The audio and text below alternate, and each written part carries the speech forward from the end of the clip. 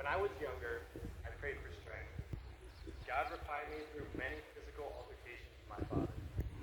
I prayed for wisdom, and God gave me many problems to solve.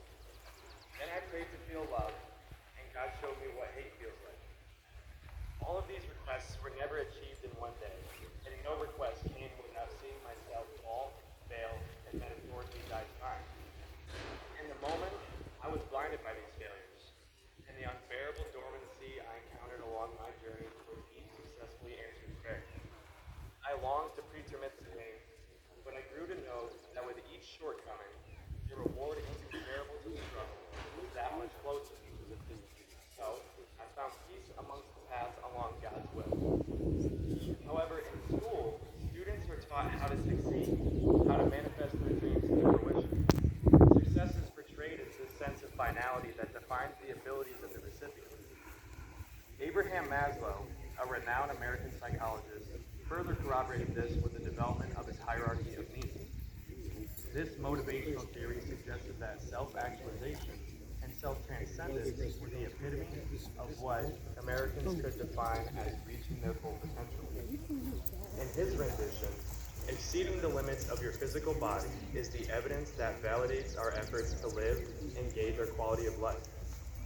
And to think, a raise, an award, or even a piece of paper that says congratulations, you're going to your dream school, is what we strive for. Why can such marginal things be so satisfying? Perhaps it is the proof that someone appreciated our hard work that makes them so exquisite and draws us back like an addiction. But there are no taught methods for how this validation should be achieved. Sure, a quick Google search might bring you to an odd-numbered BuzzFeed list, but those lack what Maslow's theory lacked. Never once in any of Maslow's stages does he mention the importance of failure. Never once in our school curriculum do they teach us how to fail, despite how important it is for learning success. Believe it or not, you either crash and burn in a smoldering comet of embarrassment, or you fall with style, like Buzz Lightyear. The choice we make reflects how we evaluate the importance of our prospective successes if we otherwise fail. For instance, the most stereotypical comparison is how many times did Thomas Edison fail at making the first incandescent light bulb? You'd respond with 1,000 times. But an example better suited for our generation would be how many times did Patrick from SpongeBob fail to open the damn lid? If you watch that episode of SpongeBob, it took him some 1,000 times to finally open that jar. But more importantly, if you asked him how he viewed his failures, he'd respond with opening a jar is a 1,000-step process.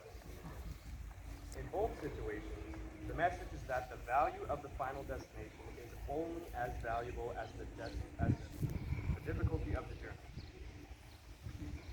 You see, with failure being the shadow to every light-bearing success, the night to our day, if you will, you can either live in the dark or live in the light. People unauthentically choose to live in the light because they fear the dark.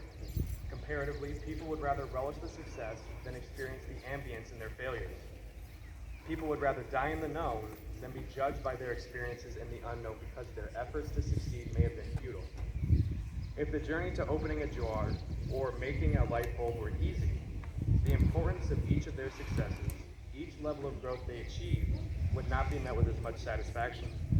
No matter what, an authentic perception of a mistake is that it is quintessential to why we succeed. Now let me say that again. An authentic perception of a mistake is that it is quintessential to why we succeed. We choose to pull those all-nighters, to take a risk and ask that person out on a date, or to try that new thing the world has been raving about because it's fun, right? Not all of us are aware of this, but it's really because failing only confirms that we exposed our vulnerable selves for societal judgment. These minor judgments can only lead us through our personal trials towards the destination we crave for.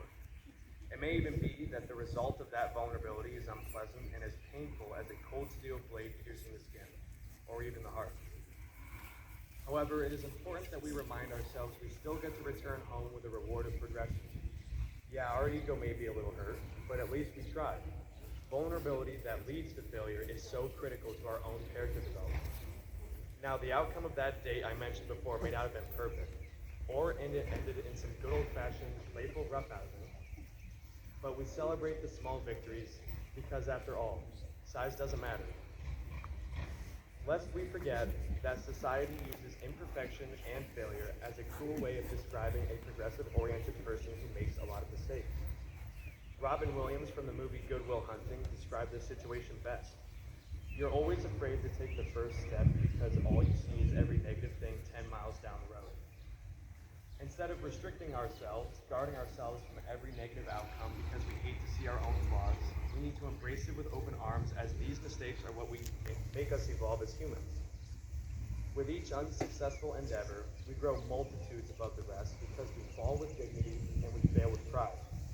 Potential failures that have not yet happened, that we cannot see clearly through the fog of anxiety, do not need to deter us from living. How will we ever remember where we're going if we don't remember how the ground behind us feels when life knocks us back down? A perfect example of how to survive a brutal bombardment by failure happened in this year's NBA playoffs. It has been a crazy year, and kudos to playoff legend Jimmy Butler. He now owns two NBA franchises, the Milwaukee Bucks and the Boston Celtics. Too soon?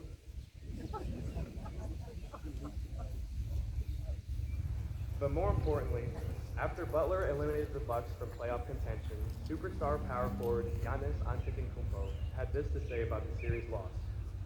Every year you work towards something, towards a goal, right? It's not a failure. It's steps towards success. There's always steps to it. As you can see, the two-time MVP viewed his series loss as a step in the right direction because he saw it through his humanity and his growth-oriented mindset. His growth perspective stresses how much experience impacts the pre-existing talent and intelligence that we are all born with. To evolve greater than what we are born to be requires embracing these challenges, working through the setbacks, valuing the effort you gave, and learning from the criticism. If everyone were indomitable in every pursuit they embarked on, there would be no form of developed dedication. But we fail in order to integrate an effective response designed to make the next inevitable failure less destructive to our confidence.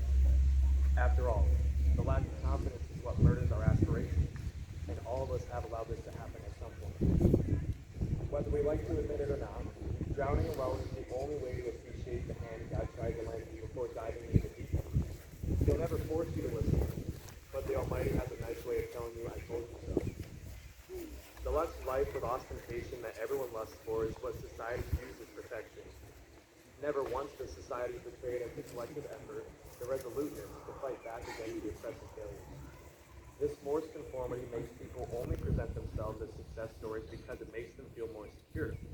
It feels good to only be seen through the lens of personal achievement, doesn't it? Some of us love it a little too much. That would be me. If we never talk about the mistake-riddled journey we go through on our way to lavish successes, people can get lost on the path others blaze. That blazed trail does not have many fallen branches